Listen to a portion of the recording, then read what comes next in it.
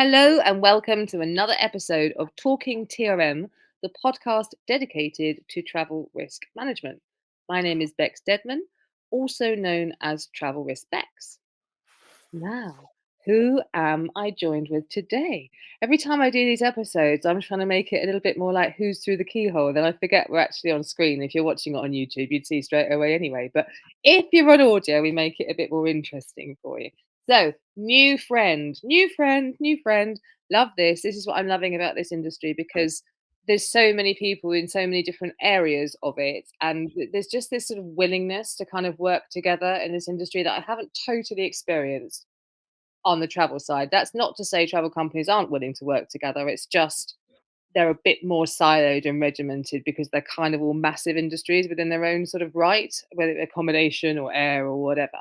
Whereas within the sort of security and the technology space over this side, you guys are a lot more friendly, which I really like. But I guess that's because people are at your core and you're peoples, right? So before we go into any further, I'm going to get this guest to introduce himself. I will say that I have been introduced to him very recently by a very good friend of ours, Mr. Kevin Coffey. Shout out to you. Looking forward to an episode recording with you soon, sir. Don't know how many times I've got to ask you, but there it is again, publicly for everyone. If I could ask you, my dear new friend, who are you and what do you do? Hi, Bex. It's good to catch up again. And yes, we've recently met through Mr. Coffee, which was fantastic. Great new connection. My name's Rob Jones, and I am the architect of MySafeBase and CEO of Global Oversight. And I don't think you're in the UK, are you? Even though you've got that lovely British Not. accent. Just talk to me a bit more about where you are. Yeah, I'm currently coming to you from upstate New York. Prior to that, DC. I haven't lived in the UK now for about 10 years. It's been quite some time. And even when I was living in the UK, I was predominantly overseas. So it's been a while. It has been a while. But when we first met, you were like, oh my goodness, a British accent. I Yeah. love it. So it's a rarity these days for you. Absolutely, especially where I'm from right now. Post-COVID, when we left DC, I moved up to a small town on the Finger Lakes, and I have not heard another British accent since. But how is it up there? Lovely? Beautiful? It's nice in the summer, Bex, but in the winter, it's awful. I've basically moved to Canada, so it's not Of nice. course, we love Canada, everybody. Not a Oh, it's problem. lovely. It's Sorry, just yes. cold. Whoops. No, it's nice. It's just that the weather can be brutal. Yeah, right. And you didn't necessarily have that in the UK then, the best weather. So when you move somewhere nicer, you miss that, don't you?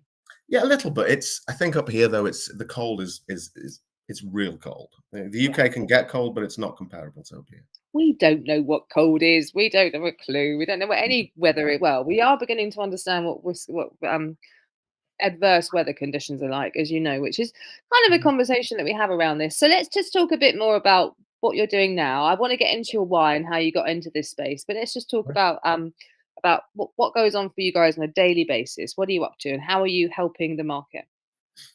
Right now, we run an app and a platform called MySafeBase, which provides both security risk and travel risk management around the globe.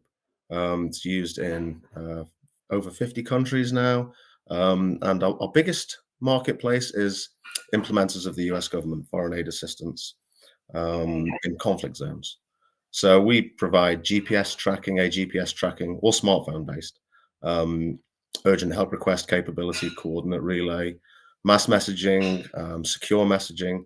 The list's pretty much endless. It's the most comprehensive toolkit out there, but it's got a lot of other different, I suppose, quirks is the wrong word, but unique capabilities, which we can come into as you're ready. Yeah? No, absolutely. So let's go into then where did it come from? So, I mean, I think first of all, there's loads of technologies on this space, and I obviously speak to lots and lots and lots of different providers, and traveler tracking sort of being the buzzword that everyone sort of talks about, but it's a lot more complicated than that, isn't it? And there's a lot more to getting the data, but also for it being usable and practical when you actually require it. I think is when these kind of systems are tested, because otherwise they just sit there as a tick box. Sure. Hopefully you never have to use them, but the kind of thing is that we're living in a world where things are happening and actually you're more than likely going to need to use them. So what makes you guys different to some of the other stuff that's out there? Well, first of all, where did it come from? It came from it's an evolution of my career. So I was lucky enough to work on every single stage, every single position of security risk management and clutch protection, from the bottom to the top. So I have Okay. seen all of it, right? And I started off after departing the UK military many years ago, became clutch protection operative, and then all the way through the top of corporate risk management in America. So I'd got a lens of everything that we needed in one place. So I'd kind of lived every role. In 2017, I was running a large portfolio for an implementer of the US government in southern Turkey. We had a mass incident where we had to gain immediate accountability, very big and diverse workforce spread across the country. But we needed to gain accountability very quickly. And I'll keep the why to all of that private because I have to respect the company's privacy. But there was a gaping hole in the reaction capability of both software and/or combining modern capabilities with old classic thinking and training. The two hadn't met seamlessly, and I put them together pretty quickly. Um, by the time I'd finished dealing with this event, I had 3 laptops, 5 phones, 5 safety and security manuals, both about 70 pages each, and full accountability of a very large workforce. And just assumed that everybody else was doing the same until found out that other people were struggling to do it.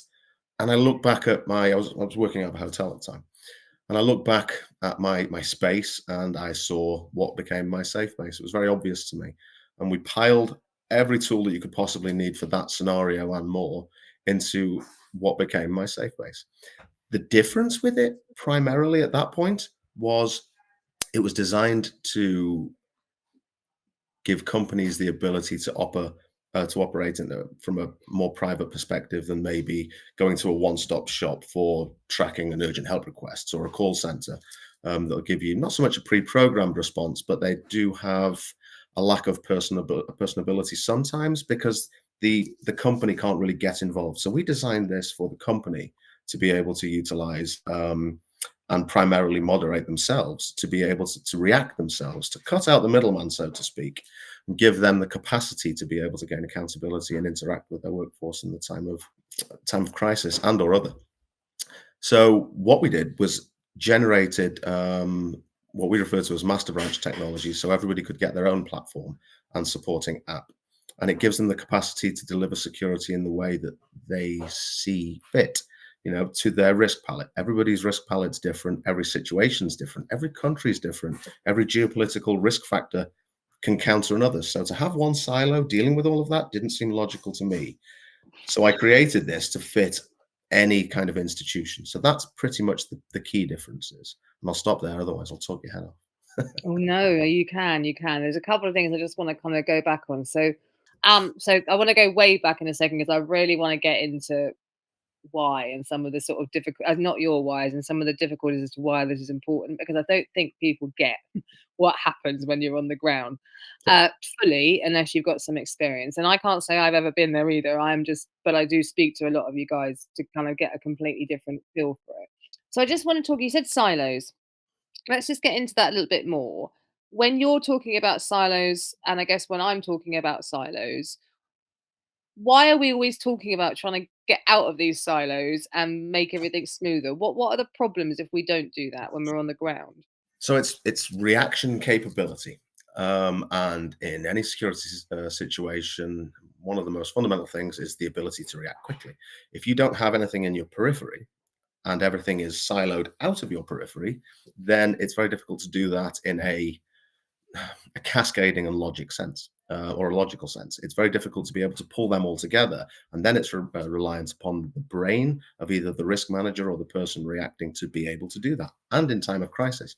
And whilst that's their job, there was still a very large hole to be able Mm, to pull these things together because it shouldn't be 5 laptops or 3 laptops and 5 phones, whatever the case may be. There had to be a way to shrink this into your periphery, which is exactly what we did. But the silos that I was referring to are two-way mass messaging, urgent accountability capability, geolocational coordinate relay, private encrypted messaging, um, tracking. It's all of the risk management tools in one place, in one on one screen, and that that was we made that capable because we designed it with one specific event in mind. So it kind of happened holistically, I guess. I don't suppose it was too much by design at the start. It just seemed logical.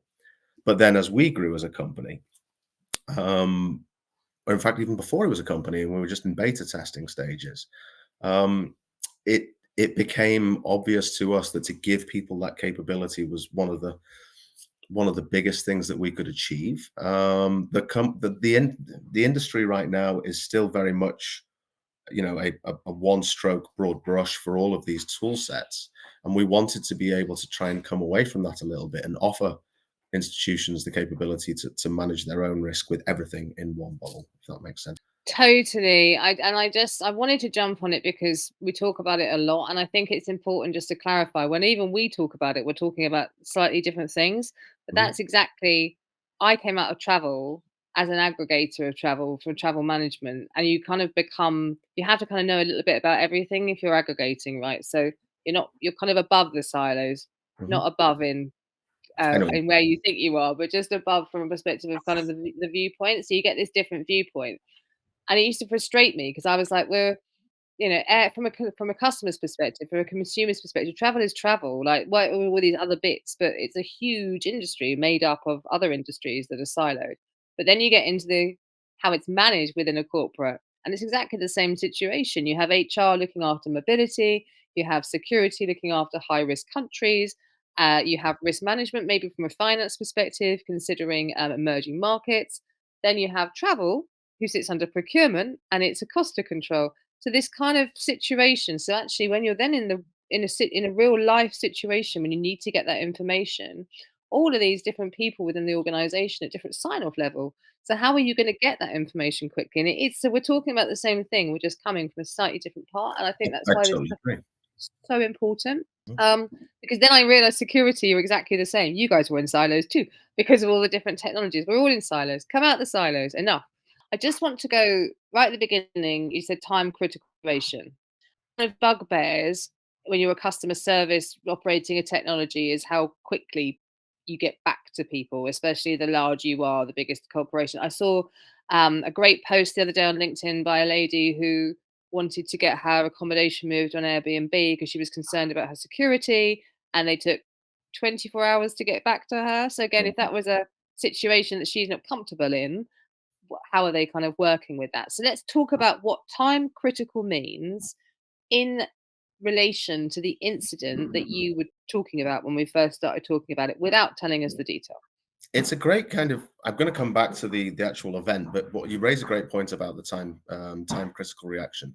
It's not everybody says it's it's the time critical, and of course it is, but it's not. It's a broad stroke to cover a very in-depth kind of meaning. Time critical is not just somebody answering and saying, "Hi, how can I help you?" It's somebody answering saying, "This is what you're going to do. This is how you're going to do it. We understand where you are, what you need, where you're going, and what the risk looks like." And if you can't convey those things quickly, effectively, and accurately, and have a two-way communication, then really we're not maximizing what security reaction could look like in time of crisis for somebody that is traveling and or static.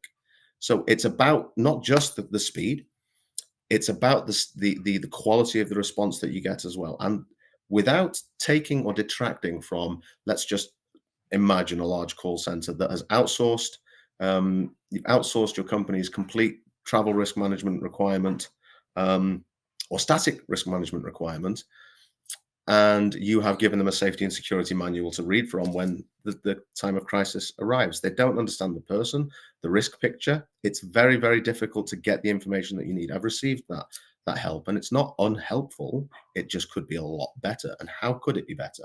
It could be better by somebody that is reacting, understands either the person, the risk palette, or the risk picture, Yeah. and or the capability to react with a more commonly walked road than somebody just from a call center reading from a safety and security manual.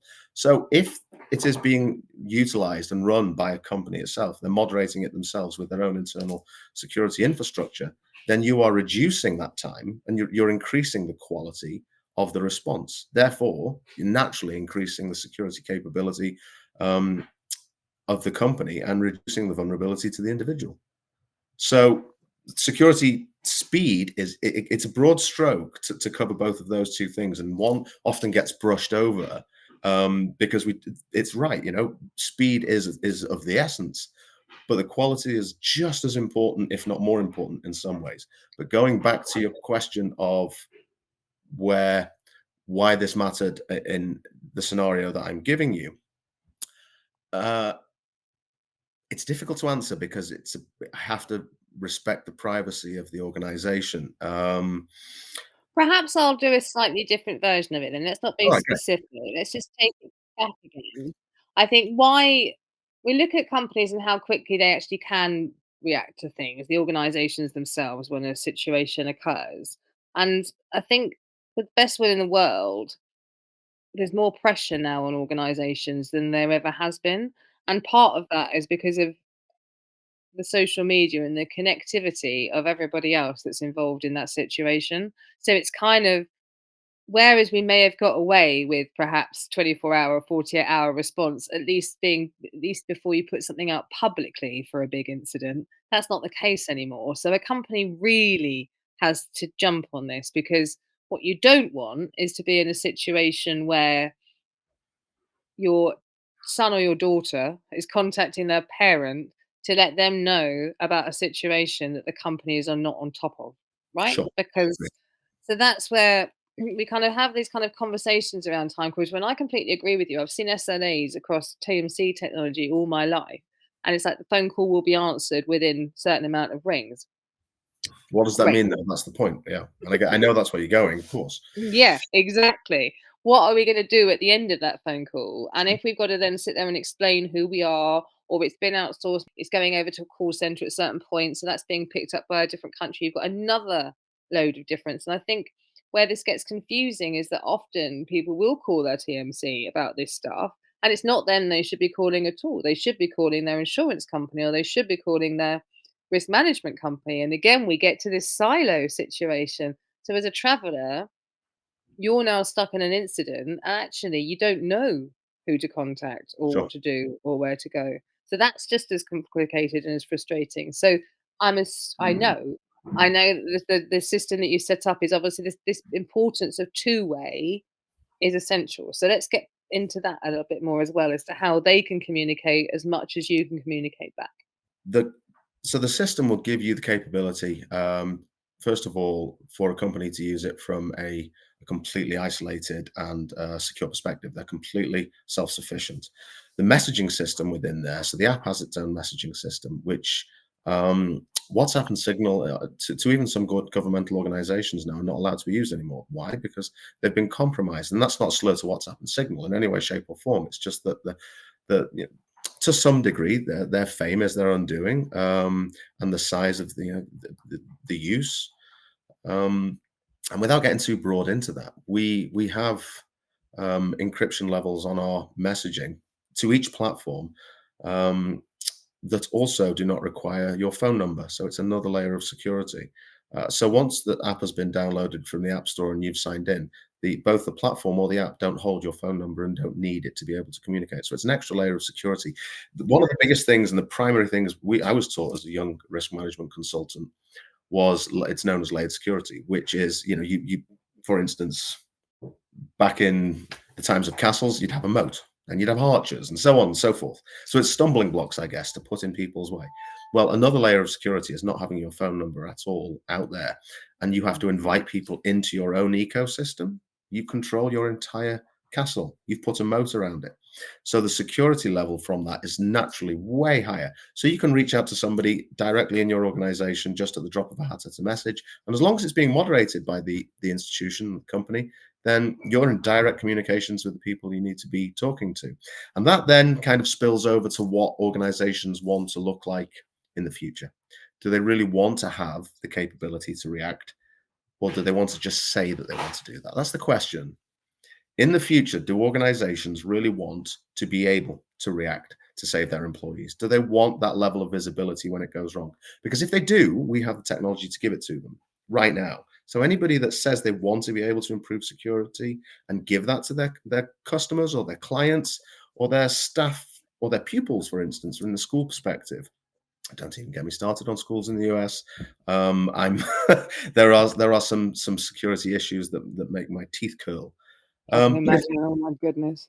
if they want to achieve a quicker reaction with a better quality reaction from a private perspective, really, then we have the technology for them to do it.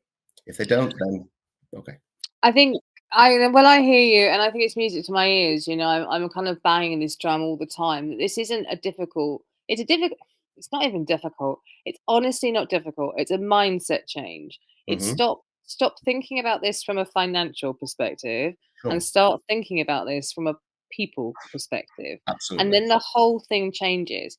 And what you'll soon find out is that actually, if you start managing this in the way that we're talking about managing this, so managing travel effectively, managing your people effectively, giving them access to what they need when they need it, all of which technologies are there to do. You don't Sure. have to have a conversation around spend. You don't have to have a conversation around you can only do this or you must do this.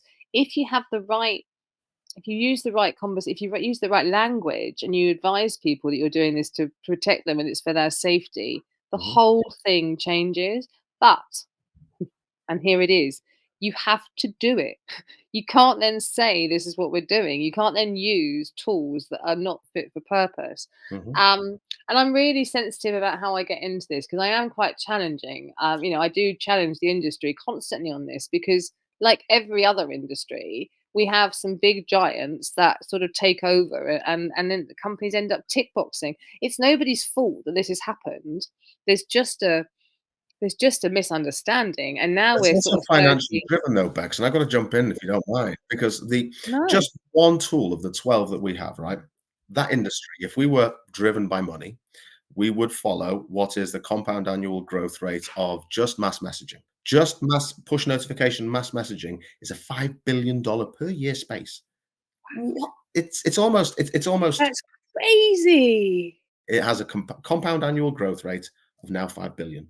Give me more numbers, I love it. Right, I know, I don't get me down I'm a nerd. Don't get me down there. Don't start it. My wife will tell you you will regret it really quickly because I will just start. I already talk too much. Don't get me But so started. people don't wanna if that and I think this is it mirrors the travel industries, exactly. So when those industries themselves are so big and worth so much money, Exactly. collaboration doesn't come naturally, does it? It But doesn't nor does make sense to sort diversification, of because diversification is risky. When again, you mm, come back to saying put your money where your mouth is and be able to say, okay, there are the tools for you to be able to do it. Coming back to your statement on cost, we offer this provision in the most cost efficient manner that you could possibly imagine. And I'm not going to even say this on this chat because I don't want it to be about us too much, but more the mm. change that's required because that's where Yeah, you are. And I exactly. wholly agree with where you sit. So I'm not going to try and become driven by that. That said, what this is doing is allowing people to be able to not only have their own tools and their own capability, you can utilize your own staff in your own positions to be able to moderate a system and not outsource it and spend more money. It is way cheaper to be able to utilize your own infrastructure if your company's capable, and a lot of companies are, to be able to do that. Now, some of the problems do lay with the fact that people just don't want the responsibility or they don't want their job to get any harder. And honestly, I get the fact that that feels. I was a risk manager for 20 years after my military career, and it's a hard, hard job. And it's one where you feel that your head is constantly on the chopping block, and it is. So change is scary, right? It's so scary, and and nobody would admit that because we're all supposed to be these like super capable men or women in the background going, "Oh, we've got this," and we do. That said, the change sometimes is kind of compounded a little bit because it takes so long to get your train set exactly where you want it and have it kind of tailored so you're really supplying or delivering a quality service. So when change then comes in, it can be a little bit uh, because you are, I guess, in some ways, then more accountable for what you say. But a Mm. call to all good risk managers or security risk managers, travel risk managers right now is: do you want to be better tomorrow, or do you want to just keep your train set where it is? Because that's what we see as a company, quite kind of profoundly. And it's not a moan; it's a statement to say, for me as an individual, I've got to where I am by wanting to be better and different tomorrow and evolving with what I want to be tomorrow and not laboring on who I was yesterday. There's nothing wrong with laboring on who you were yesterday to show people what you can give them and deliver from a security perspective. But it is if it comes at the price of evolution, because if, for instance, you're very, very comfortable, you've got your train set perfectly, all your ducks in a row, and then COVID hits, and you weren't thinking of tomorrow, and you weren't thinking in the future, and you weren't geopolitically informed because you're not thinking about change and you're not thinking about the world is evolving. We have to evolve with it, right? So that's kind of where we come from as a company. And I'm kind of worried that this sounds a little bit preachy for me. I don't mean it to. I don't think it is. I mean, it's the same as me. Like you're gonna get lovers and haters in this space. What we're just trying to do is move it around. Now, I've worked in this space in my side of it for, nigh on 15, 17 years. And I am responding now in the work that I'm doing to those negatives and those issues that I've seen again and again and again. People doing RFPs, people not getting what they want from the RFP, not people asking the right questions in the first place because they haven't got this holistic viewpoint of what it is they're trying to manage. So that's what we're trying to bring to the table here. And that's why we've got to have these conversations. We're not slagging off anyone else. We're not saying that, we're just saying if you stay with the status quo, well, you got a choice. Don't moan about it. Yeah, Just get right. on with it if you're not willing to then try something else. So, look, Absolutely. darling, can you believe it? We're already coming to the end. So let's just try and I want to just try and actually think about, you've got a lot of experience in this from obviously doing the job yourself, but also now the technology side of it and actually what it is you're trying to achieve. So you could take these golden nuggets any direction you want to. But people who are learning about what travel risk management is, trying to understand what they need to do to sort of take these next steps, perhaps from a security perspective, perhaps from a tech perspective, what would you say to them? What are the things that they can do to kind of start moving this along and start maybe evolving from where they are today, even if they have maybe got stuff in place? I would say personally, um, and this is me speaking to myself in yesteryear. I'm going to say that never let your arrogance from what you've achieved in your life stop you from trying not to be the smartest person in the room. If you try to be the smartest person in the room every time, then you will evolve at a snail's pace. And we need to be able to harness the intellect of today and tomorrow to be able to combine it with our experience from yesterday to deliver a safe ability to travel, stay in an active war zone, whatever the case may be. So if we use our brains and combined intellect, surely we're going to do a better job of that. Thank you so much for this. I think one of the biggest pieces for me in risk management and good risk management is the idea of learning from what happened previously. And we seem to be, we've got to understand that things happen. We're living in a world where things are happening quicker than they ever happened before. But we can't just pretend that this is the one time it's ever happened, that this is just that one off event that's never going to happen again. It has, and we can learn from it. There was a documentary on just a couple of months ago about the 1953 floods in the UK and the Netherlands. And the overall commentary on that was that actually we're no better prepared today than we were in 1953. We have the Thames Barrier, don't but that's another conversation for another time. But we're no better prepared today than we were in 1953 with all of the learnings that we know. And a lot of that, and I'm going to say it because you've already started this and I will finish it, it comes from arrogance and ego and a willingness to not change and move things forward and not put the people Mhm. first. And that's what we need to do. Great. Oh, Robin, we've got deep. I like it. So, was there anything you would like to say to our listeners before we let you go? No, other than thanks for listening to my ramblings. My wife tells me that they're ramblings every day. She's probably right, but thanks ever so much. And yeah, it was great talking to you, Bags. Oh, look, it's been an absolute pleasure. I hope everyone kind of understands you've got two brains coming here together that are trying to change the world and create things to make it better. So sometimes when we do that, we're gonna get confused with what we're doing. But I think it's a good thing. And I've really enjoyed this conversation. I'm thoroughly grateful that Kevin introduced us. Likewise. and I look forward to meeting you in the future. Yeah. Hopefully stateside. That would be more beneficial for me. But you can come back to England if you want. That's Sometimes, maybe I'll get there. yeah. So you have been listening to Talking TRM, the podcast dedicated to travel risk management. You've been listening to Rob Jones and Travel Risk Bex, aka Bex Deadman. Thank you for your time today. Stay safe, and we'll hear from you in a couple of weeks' time. Thank you. Bye.